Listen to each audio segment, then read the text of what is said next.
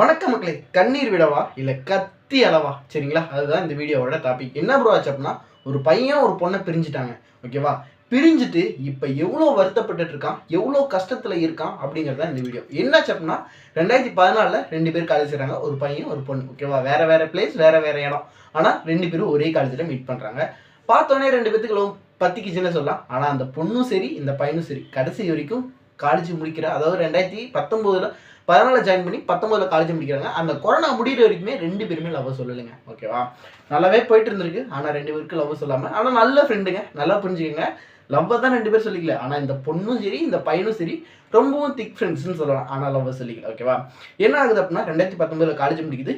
இவருக்கு ஒரு கையில் ஒரு ஆஃபர் லெட்டர் இருக்குது, பிளேஸ்மெண்ட்டில் ஜாப் கிடைக்குது. ஓகேவா, அந்த பொண்ணுக்கு ஜாப் இல்லை, உடனே கல்யாணம் பண்ணி வைக்கிறாங்க. 2020 கொரோனா, 2021 அந்த பொண்ணுக்கு மேரேஜ் ஆகுது. ஓகேவா, இவருக்கும் ஓகே அந்த மேரேஜ்லாம் போய் அட்டன் பண்ணிட்டு வர்றாரு. ஆனால் கடைசி வரைக்கும் லவ் சொல்லிக்கல. ஏன் ப்ரோ, மேரேஜ் பேசும்போது கூட சொல்லியிருக்கலாமே ப்ரோ, இவர் தான் நல்ல ஜாப்ல இருக்காரு அப்படின்னா.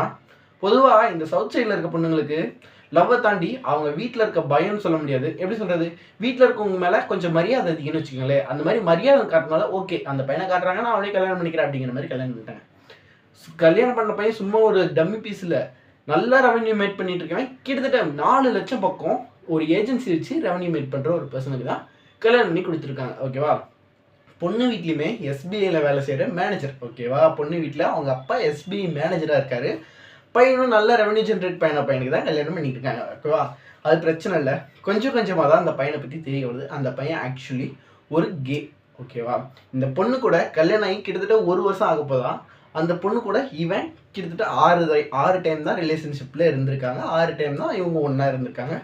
அந்த பொண்ணு ஓப்பனாக விட்டு ஷேர் பண்ணிட்டு இருக்கு. ஓகேவா, என்ன ப்ரோ ஆச்சு அப்படின்னா, நல்லாவே போயிட்டு இருந்திருக்கு. 2021 2022 ஓகேவா, 2022 என்ன நடந்துட்டு இருக்கு அப்படின்னா, இந்த பையனும் இந்த பொண்ணும் திரும்பவும் பேச ஆரம்பிக்கிறாங்க. ப்ரோ அஃபேர் ஸ்டார்ட் ஆகுதா? ப்ரோ அஃபேர் இல்லை, ஃப்ரெண்டு தானே. ஓகேவா, நார்மலாக அப்பப்போ பேசிட்டு இருக்கவங்க தான். ஆனால் டீப்பாக திரும்பவும் பேச ஆரம்பிக்கிறாங்க. என்ன ப்ரோ ஆச்சு அப்படின்னு கேட்டால், இந்த மாதிரி அந்த பொண்ணு இருந்துட்டு இந்த மாதிரிலாம் நடக்கிறாரு, இந்த மாதிரி பிடிக்கிறாரு, என் கூட டைமே ஸ்பெண்ட் பண்ணுறதில்ல, என் மூஞ்சை பார்த்து கூட பேசுறது இல்லை. ஓகேவா, இந்த பொண்ணுகிட்ட சொல்லிட்டு இந்த பொண்ணு இந்த பையன்கிட்ட சொல்லிட்டு ரொம்ப ஃபீல் பண்ணுறாங்க. ஓகே வீடு, இதெல்லாம் ஒரு பிரச்சனையே இல்லை, எங்கேயா வெளியே போயிட்டு வந்தால் கரெக்டாக இருக்கும், வெளியே கூட்டு போக கூட எனக்கு ஆள் கிடையாது அப்படிங்கிறத ஸ்ட்ரிக்டாக சொல்லியிருக்காங்க. இந்த பொண்ணு என்னதான் நல்லா படித்து நல்ல மாடர்னாக வாழ்ந்துருந்தாலும் பைக்கோ ஸ்கூட்டியோ ஓட்ட தெரியாத பொண்ணு. ஓகேவா, யாராவது ஒருத்தங்க வெளியே கூட்டு போவாங்களா அப்படின்னு ஒரு ஏக்கத்தில் காத்துட்டு இருக்க பொண்ணு. சரி ஓகே, நீ வேணா பஸ்ஸில் கோவிலுக்கு வந்துடு, நம்ம வெளியே போகலாம் அப்படின்னு சொல்லிட்டு இவரோட ஃப்ரெண்டு கூட அந்த பொண்ணு போக ஆரம்பிச்சிருக்கு. ஓகேவா, 2-3 தடவை வெளியே போயிருக்காங்க. அப்போ அந்த பொண்ணு இந்த பையன்கிட்ட கேட்குது, ஒருவேளை நான் இவரை டிவோர்ஸ் பண்ணிட்டேன் அப்படின்னா ஓகேவா, என்ன உனக்கு விருப்பம்? ஓகேவா, உங்கள் வீட்டில் பேசுறியா அப்படின்னு சொல்லி கேட்டிருக்கு. ஆனால் இவர் நல்லா புரிஞ்சுக்கிட்டுன்னு சொல்லியிருக்காரு, அதை மட்டும் பண்ணிடாத. ஓகேவா, என்ன சொல்லியிருக்காரு இந்த ஃப்ரெண்டுன்ட்டு, டிவோர்ஸுங்கிறது வேணாம்.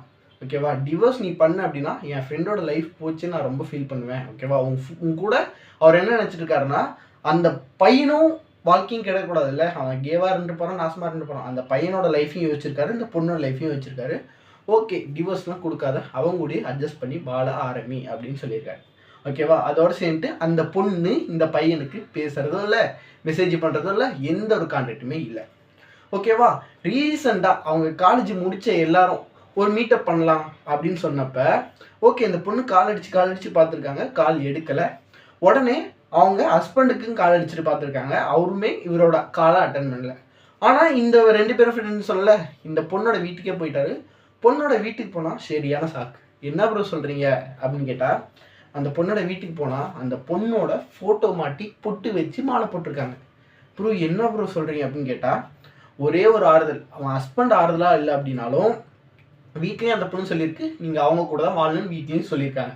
இந்த பையன் ஆறுதலாக இருந்தாலும் அவன் ஃப்ரெண்ட் ஆக்சுவலி அந்த பையனும் டிவோர்ஸ் சொன்னால் நீ என்ன பண்ணுவ அப்படின்னு கேட்டதுக்கு, நீ அதை மட்டும் பண்ணிடாதுன்னு சொல்லி அவனும் சொன்னது.